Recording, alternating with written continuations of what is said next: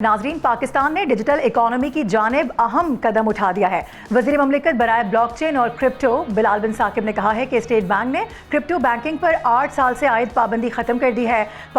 Pakistani bank अब licence याफ्ता crypto companies के लिए अकाउंट्स खोल सकते हैं, जिससे डिजिटल असासों के शोबे में कानूनी और मुनज़्ज़म सरगर्मियों की राह हमवार होती नजर आ रही है। अब सवाल यह है कि पाकिस्तानी रुपये में क्रिप्टो रखना कितना महफूज है, और रुपया तो खुद 28% तक गिर चुका है। क्या ऐसे में स्टेबल कॉइन ज़्यादा बेहतर ऑप्शन है? और सबके क्या पाकिस्तान आलमी क्रिप्टो का हब बन सकता है?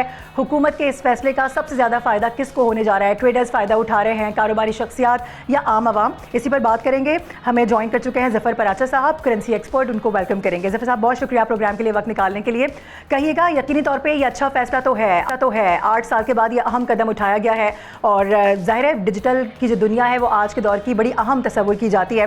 बताइएगा, जो आम सार्फिन हैं जो क्रिप्टो करेंसी रखते हैं उनको कितना फ़ायदा इससे होने वाला है, और जो पाकिस्तानी रुपया है उसमें क्रिप्टो करेंसी रखने वालों को कितना फ़ायदा होगा?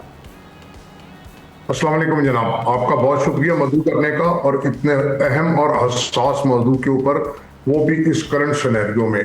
देखिए जनाब, बात यह है कि अगर हम ये कहें कि क्रिप्टो का जो लेन देन है, जो उसकी ट्रेडिंग है, वो पाकिस्तान में ऑफिशियल हो गई है, लीगल हो गई है, तो ये बात अभी मुकम्मल तौर पे सही नहीं है। अच्छा। हाँ, असूली तौर पे हमने, हुकूमत ने फैसला किया है कि हम क्रिप्टो को अलाउ करने जा रहे हैं। उसके लिए रूल्स एंड रेगुलेशन बन रहे हैं, जो कि एक बहुत खुश आइन बात है। जो स्टेट बैंक ने कहा था कि भाई ये इलीगल है, यानी कि हुकूमत ने ये कहा है कि हम इसको लीगल करने जा रहे हैं, ये अभी इम्प्लीमेंट नहीं हुआ है। एक तो ये गलतफहमी दूर होनी चाहिए। इसके rules and regulation pros and cons बन रहे हैं, अभी तक कोई लाइसेंस इशू नहीं हुआ है। जहाँ तक बात है फायदे की, तो मैं समझता हूँ इसके फायदे ही फायदे हैं, क्योंकि पूरी दुनिया क्रिप्टो पे जा रही है और कैशलेस की तरफ जा रही है। और पाकिस्तान में जो लोग जिनके पास क्रिप्टो करेंसीज हैं, उनको बहुत बड़ा ये फायदा होगा कि वो लीगल हो जाएगा, नंबर 1। नंबर 2, सिक्योरिटी के हिसाब से कि जो बहुत से लोग, बहुत सी एजेंसीज जिनकी शिकायत आई है कि उन्होंने लोगों को ज़बरदस्ती अगवा करके और उनसे उनके क्रिप्टो ट्रांसफ़र करा दिए, यानी कि एयरपोर्ट पे भी हुआ है ये वाक़या, FIA में भी हुआ है, और दूसरे सरकारी इदारों में ये लोगों ने भी किया है। प्राइवेट जिन्होंने किया होगा वो एक अलग बात है, वो तो सिंपल डकैती होती है या मुजरिमाना हरकत होती है, लेकिन जो सरकारी लोगों ने किया वो इससे 10 गुना ज़्यादा वो होता है। तो क्योंकि जस्ट वो उनके वॉलेट में होता है, मोबाइल पे होता है, वो उनको डरा धमका के गन पॉइंट पे उनसे उनके पासवर्ड लेकर वो ट्रांसफ़र कर लेते हैं। तो ये होगा कि कम से कम वो लोग उनसे, उनके वॉलेट से या ज़बरदस्ती उनसे वो छीन नहीं सकेंगे। अगर छीन भी लेंगे तो वो जैसे कोई चीज़ चोरी हो जाती है और फिर उसकी बरामदगी हो जाती है, तो उसकी पूरी रिकॉर्ड होता है, तो वो बरामदगी हो जाएगी। अब तो इंशाल्लाह ऐसे नहीं होगा। अब रह गई बात ये, इसके मज़ीद फ़वाइद ये होंगे कि पाकिस्तान में टैक्सेशन बेहतर हो जाएगी, और इसका लेन देन बेहतर हो जाएगा, और जब ये पूरी तरह नाफिज़ अमल हो जाएगा तो पाकिस्तान में बिलियंस ऑफ डॉलर्स की इन्वेस्टमेंट आ जाएगी, डिपॉजिट आ जाएगा। क्योंकि तक जो लोग पाकिस्तान में इसके अंदर काम कर रहे हैं, वो 20 से 25 मिलियन लोग ये काम कर रहे हैं। अच्छा पराचा साहब, ये भी मुझे जरा बताइएगा, जिस तरह आप बता रहे हैं कि अभी ये हतमी तौर पे फैसला तो नहीं हुआ है, लेकिन इसके प्रोज एंड कॉन्स देखे जा रहे हैं, फिर इसके अलावा इसके ऊपर एक हिकमत अमली बनाई जा रही है। ये जो ड्राफ्ट इस वक्त बनाया जा रहा है कि इसको किस तरह से फिर आसान किया जा सकता है, तो ये कितना लंबा प्रोसेस हो सकता है? इसकी प्रोसीडिंग में कितना टाइम लग सकता है? देखिए जनाब, जो क्रिप्टो काउंसिल है वो तो चाहती है आज के आज हो जाए, ठीक है, लेकिन जो ज़मीनी हक़ाइक़ हैं उसको भी देखना है। हमको अपने फॉरेन एक्सचेंज रिजर्व भी देखने हैं, अपने रूल्स एंड रेगुलेशन भी देखने हैं, हमने फटैफ को भी देखना है, हमने KYC को भी देखना है, ड्यू डिटेलिजेंस भी करनी है। फिर जो टेररिज्म के अंदर इस्तेमाल होता है, क्योंकि ये जो क्रिप्टो है इसके अंदर ग्रे मार्केट में ये बहुत ज़्यादा इस्तेमाल होता है, तो वो भी हमें देखना है, क्योंकि अभी हम ग्रे लिस्ट से बाहर निकले हैं फटैफ के। तो इसलिए वो सारी चीज़ें होने की, करने के लिए कुछ टाइम चाहिए होगा, जिसके ऊपर स्टेट बैंक काम ज़रूर कर रहा है बहुत तेज़ी से, लेकिन स्टेट बैंक को हर चीज देखनी होती है। ठीक।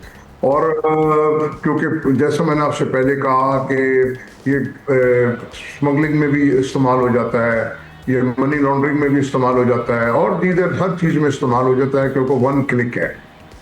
तो एक तो वो बात नहीं है। उसके साथ साथ जो देखने वाली बातें हमारे लिए, हमें इसकी प्राइसिंग देखनी है क्योंकि इसके अंदर वॉलिडिटी बहुत ज्यादा है, और स्टेबल कॉइन है और दूसरे कॉइन्स हैं, फिर उनके जो पीछे सिक्योरिटी वो देखनी है, साइबर सिक्योरिटी देखनी है।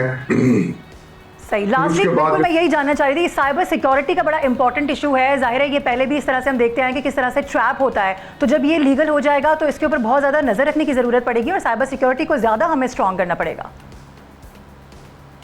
जी बिल्कुल ऐसे ही है, साइबर सिक्योरिटी को स्ट्रॉन्ग करना पड़ेगा, क्योंकि देखिए जो एक करेंसी होती है ना किसी भी मुल्क की होती है, उसको वो मुल्क ओन करता है। वो लिखा होता है कि ऑन डिमांड, जब भी वो डिमांड करेगा, जिसके पास जिसकी कस्टडी में वो करेंसी नोट होगा, तो वो गवर्नमेंट पे करने के लायबल होती है और पाबंद होती है उसको पे करने की। जबकि ये जो क्रिप्टो करेंसीज हैं इसमें 2-3 किस्म के हैं। एक बिल्कुल बिल्कुल जो किसी रूल्स रेगुलेशन में नहीं आते, एक इंटरनेशनल लॉ के अंदर आते हैं, और एक वो होते हैं जिनके अपने रूल्स होते हैं, और फिर ये रातों रात ये गायब भी हो जाते हैं। हम बहुत सारे ऐसे हैं, क्योंकि इस वक्त दुनिया में तकरीबन 85 से 90 हजार क्रिप्टो करेंसीज हैं जो बाहर क्योंकि इतने रूल्स नहीं है, कोई भी बना सकता अपनी, और वो बना के माइनिंग कह लें, ब्लॉकचेन कह लें, मुख्तलिफ चीज। तो ये हमारी क्योंकि जो इकोनॉमी है वह है बहुत बड़ी, 20 से 25 बिलियन डॉलर की पाकिस्तान में ट्रांजैक्शन होती है हर साल, बहुत बड़ी अमाउंट बता रहा हूं, ठीक है। लेकिन हमारी क्योंकि अपने जो फॉरेन एक्सचेंज रिजर्व हैं वो बड़े लिमिटेड हैं, तो अगर हम इसको फ्रीली छोड़ देंगे तो वो तो एक दिन में ऊपर नीचे हो जाएगा। तो वो भी हमें देखना है कि कहीं कि हम ग्रुप लाइक ब्लड ग्रुप, कि हमारा ग्रुप भी तो मैच होना चाहिए ना उनके साथ। बिल्कुल आप सही कह रहे हैं कि ये वैसे तो बड़ा अच्छा फैसला है जफर साहब, लेकिन इस पर अभी बड़ा काम करने की ज़रूरत है और अभी पूरी तौर पे इसको लीगल नहीं कहा जा सकता क्योंकि इस पर भी बड़ी वर्किंग करने की ज़रूरत है। बहुत शुक्रिया प्रोग्राम में साथ देने के लिए। क्रिप्टो के हवाले से ये एक अच्छी पेशरफ्त तो है, लेकिन आगे आने वाले दिनों में ये देखना होगा कि इस पर कितना मजीद वक्त लग सकता है। और जाहिर है जो क्रिप्टो सार्फिन हैं जो इस वक्त वो रख रहे हैं, तो उनके लिए एक अच्छा शगुन साबित हो सकता है। सब्सक्राइब करें और बेल दबाएं ताकि कोई खबर रह न जाए।